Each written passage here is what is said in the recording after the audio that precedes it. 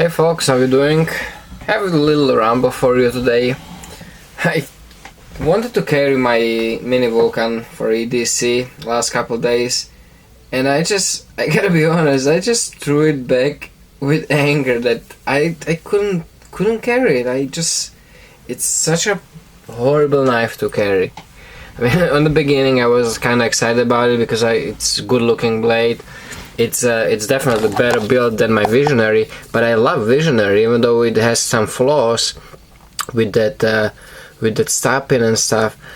I like this knife, good looking knife and good working knife.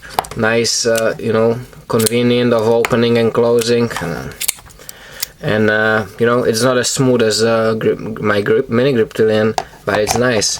Now this one, yes, it is better built, but the handle feels even worse than this one. Normally I don't mind the plastic, of course I prefer G10, but sometimes with the plastic you shed some weight, and for example in case of mini Griptilian I actually don't mind it. I like it, it makes the knife really light. It's plenty durable, and I'm happy with it. In this case, I don't know, it feels different. The pocket clip on this one is absolutely horrible. The way it carries in the pocket, it carries the same way like this, but the way it clips on and the way the pocket clip, the size of it and how obtrusive it is on your pocket, definitely bad thing. The opening, I don't know if you remember, I think when I got the knife it actually happened to me the same thing, like trying to flick it open, with the thumb stud. You can see what's happening, I have to really dig into it, because it has this rounded off thumb stud that is really annoying to use. And the flipper, honestly, don't even get me started on that. It's just such an awkward motion I have to do with my hand to flick it open. Really weird motion. Normally like on the Skyline there are plenty of knives that you have to do that little wrist flick to get it open, but on this one it's just weird motion because of the way the flipper is done. You see, no matter how, you see, that's like the best I can get with the freaking like skin of my fingertip. Really bad. I don't know, geometry or the setup, how it works. I don't know why is it, but it's bad. I have a nice example here, one of my favorite knives, Kershaw Ram. It's not assisted. This thing flies out faster than some assisted knives with ease, with nice and easy. It's awesome knife. That's how the flipper should be done. I think Kershaw has really good flipper knives, and I'm not even the big fan of the flipper. This one I do like because it's really quick and good, good position of that flipper. Also, you see the difference. I grab a knife, I put my finger on top of the knife and pull down. When I grab a knife, look where my finger is. When I grab it the way I was gonna, pull it out of my pocket and use it, look where it is. It's almost impossible to do it this way, so you have to go all the way down to get it there and then flick it open. So really bad. Now the steel, I like love the blade shape, nice little recurve blade.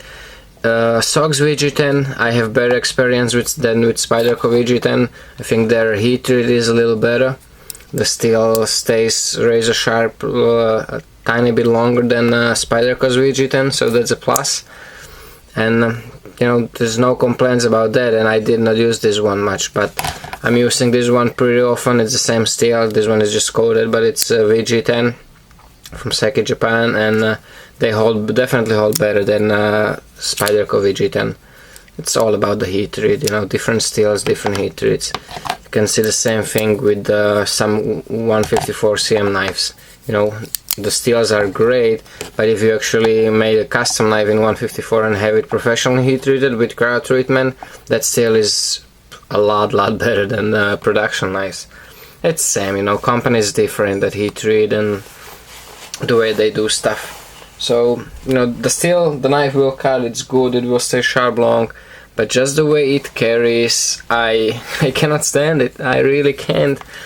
I carried it a couple days and it's just really bad for me. I cannot deal with it. If anybody's interested, let me know if you want to buy it or trade it for something. You know, it is expensive knife. It's like, I'm not sure, it's $80, $90, $100, something like that. I think around $80, $90, I think. I'm not sure, don't quote me on that. Make me an offer if you want to trade it, or make me an offer if you want to buy it. I definitely don't want to keep this one. I want to try something else for this. And if you were gonna buy this one, my recommendation would be, no, don't waste your money on it. Get the Ram, get the paramilitary Griptilian. There's so many good knives that you can get for that money. You know, Manix too. There's a lot of good knives. And definitely, I mean, it's not a bad quality knife. It just, I don't, at least for my hand, it just doesn't work. It does not work. I don't know. I think I remember even Cutlery Lover having some issues with it. The same. I don't remember exactly that video, but I think he was complaining about certain things in that knife also. So, like I said, guys, little ramble.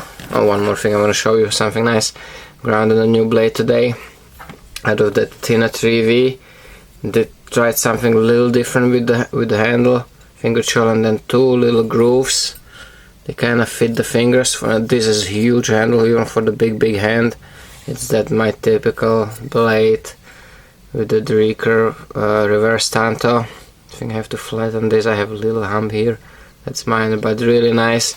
There's about convex grind from about here, but again you see that I made it look like it's full height convex. And it's pretty nice. It's nice even grind. And it's gonna be nice now. I really cannot wait to get this done, and I wanna see what this, you know, such a... I'm pretty sure it can withstand a lot, because, you know, look at the Mora. How often did you see a Mora knife broken, no?